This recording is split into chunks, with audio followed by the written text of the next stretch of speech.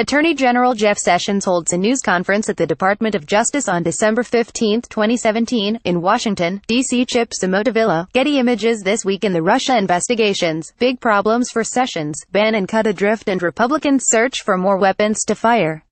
Living on the edge, a lighthouse can stand safely on a barrier island one morning and then when a big storm blows through, be teetering at land's end by the next.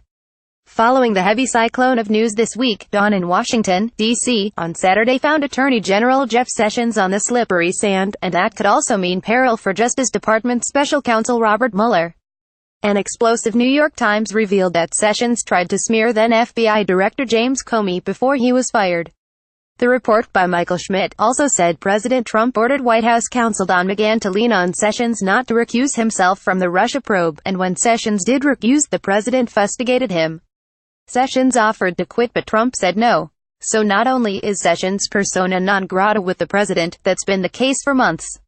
Now the public and people inside the Justice Department know Sessions was actively trying to undermine his own FBI director, as part of a pattern of conduct directed by Trump, who himself had asked Comey to lay off then National Security Advisor Mike Flynn, then fired Comey, etc. All this could make life very uncomfortable for Sessions inside DOJ and with the FBI. A small but vocal coterie of House Republicans has already been calling for Sessions' head. They have no vote, but they do keep the anti-Sessions drumbeat going inside the conservative sphere. Plus, Trump did not invite Sessions to a retreat he's holding over the weekend at Camp David. Plus, EPA Administrator Scott Pruitt felt comfortable enough with this state of play to wink and nod to Politico about how he'd be interested in becoming Attorney General, if the job were open.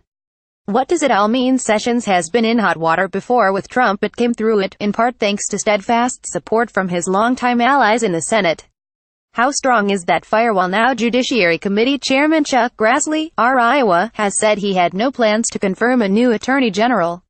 And Sen. Cory Gardner, Arcolo, has threatened to hold up all Justice Department nominees after Sessions rescinded earlier permissive guidelines on marijuana enforcement. So if Sessions were to go for real this time, Trump might not be able to quickly and easily appoint someone else, someone not recused from the Russia probe, to wrangle the Justice Department on the president's behalf. But if the political dynamics changed, that could change the play for the White House. As NPR's Carrie Johnson has reported, replacing the leadership at Justice is one way that Trump could try to control or get rid of Mueller.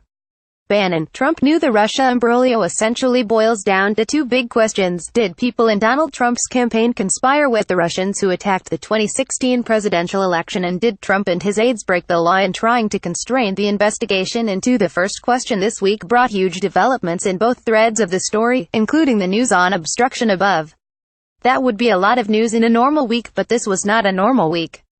Separately, there was a huge development in the collusion, conspiracy thread as well. Donald Trump Jr. may have introduced his father, the then candidate, to the Russian delegation that Trump Jr. and other aides hosted in New York in June 2016. Trump Jr. hosted a delegation of Russians at Trump Tower following messages that described an offer of help for Trump's campaign by the Russian government. Trump Jr. and others who attended have downplayed the importance of that meeting, but Steve Bannon suggests in the ubiquitous and explosive new book by Michael Wolff that it ended with an encounter between the Russians and the candidate. The chance that Don Jr. did not walk them up to his father's office on the 26th floor is zero, as the book quotes Bannon. Comments like that, as well as other remarks about the Russia imbroglio and other matters, brought about a historic break this week between the White House and Bannon. Imagine George W. Bush casting Karl Rove into the darkness, or Barack Obama dropping David Axelrod into the Potomac. That's the magnitude of the schism. What does it all mean? The political fireworks obscured the substance of Bannon's comments. Trump Jr. and Trump's son-in-law Jared Kushner may have known they were being treasonous per Bannon, and the family Trump, including Kushner and his wife, Trump's daughter Ivanka, were presumably terrified of what Mueller might uncover about their finances. The point about the in-person meeting is arguably the most significant. Trump goes back and forth about whether or not he accepts that Russia attacked the 2016 election. But he has always been consistent that neither he nor anyone in his orbit colluded with the Russians who are doing the attacking. Critics on the outside have suspected all along that Trump had to be aware at least of the overtures that aides were getting from Russians, whether he was briefed by Trump Jr. or Sessions or another campaign official such as Sam Clovis. If Trump met himself with attorney Natalia Veselnitskaya and lobbyist Rinat Akhmetshin, that is obviously significant. All this assumes Bannon's statements are accurate. Are they, or is all this just empty talk? That's what White House Press Secretary Sarah Huckabee Sanders said. She slammed the falsehoods she said filled the Wolf book and specifically denied the account about a potential in-person meeting with Trump. Wolf told NPR's All Things Considered Friday that he spent about 3 hours in total with Trump during the campaign and after his inauguration, contradicting Trump's assertion Thursday on Twitter that I never spoke to him for book. Bannon hadn't joined the campaign at the time of the Russian visit. The campaign's chairman then was Paul Manafort, who also attended the Trump Tower meeting. How could Bannon know what took place? Trump and the White House feel strongly enough about it that they not only have set Bannon adrift, they have threatened to sue Wolf's publisher in an effort to stop the book from being released. But the bell cannot be unrung. The book was published Friday and is a bestseller on Amazon.com. The GOP resistance Trump and his allies are not taking all this lying down. Republicans have intensified a multi-axis offensive against the Justice Department and the FBI and also are using them to try to surface more material for that effort. House Intelligence Committee Chairman Rep.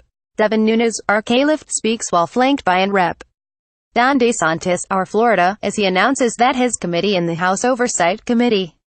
Mark Wilson, Getty Images item, House Speaker Paul Ryan, R. Weiss, reportedly sided with House Intelligence Committee Chairman Devin Nunes, R. Califf, in a showdown with Deputy Attorney General Rod Rosenstein over more material involving a senior FBI agent who was removed from the Russia investigation after the discovery of text messages that criticized Trump during the 2016 campaign.